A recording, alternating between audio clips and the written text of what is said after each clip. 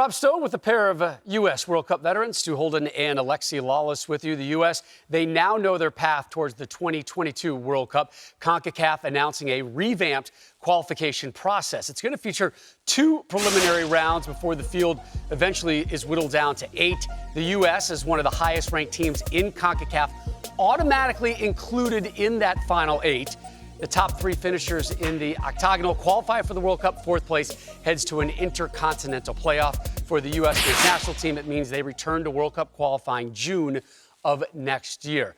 The big thing, maybe kind of the highlight of this, Lex, is the return of U.S.-Mexico in World Cup qualifying head-to-head, because there was concern that it was going to go away. Yeah, it's important. It's important from a economic standpoint. It's also important from an imaging standpoint. And let's first be very, very clear.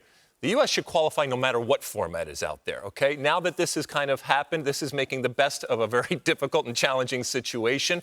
The cynics out there will say, well, now the U.S. in this octagonal, whatever we're going to call it here. The octagon, yeah. All right, is going to have 14 different opportunities to screw it up if you are the cynic out there. But, I choose to think it's 14 opportunities to take us to glory and back to where we belong. But that U.S.-Mexico game, it's always something special, and I'm glad it's not going away. One of the interesting parts of this whole qualification process based on the current climate is majority of these games are going to be played with no fans. And what does that look like? I know we're talking a year from now, but you still don't know what the international travel and all of that is going to look like. I think CONCACAF has done a really good job here of shifting and pivoting to make something that will still be special. It'll be unique. And quite honestly, I think this is a format we're going to see more of going forward. There's more opportunities for some of the smaller nations to go to a World Cup, to be in the mix with the big boys at the end when you can really mix it up and get some of those exciting games.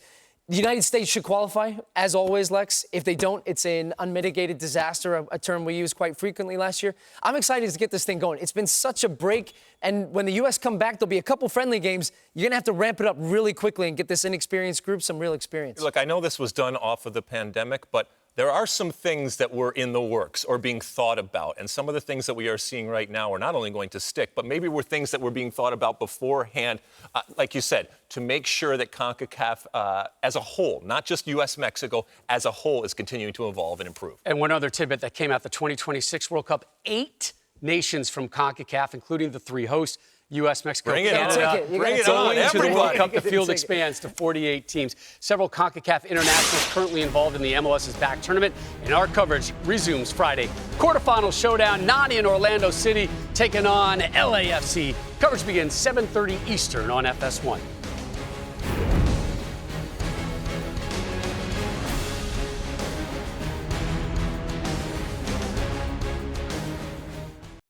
Download the all-new Fox Sports app now.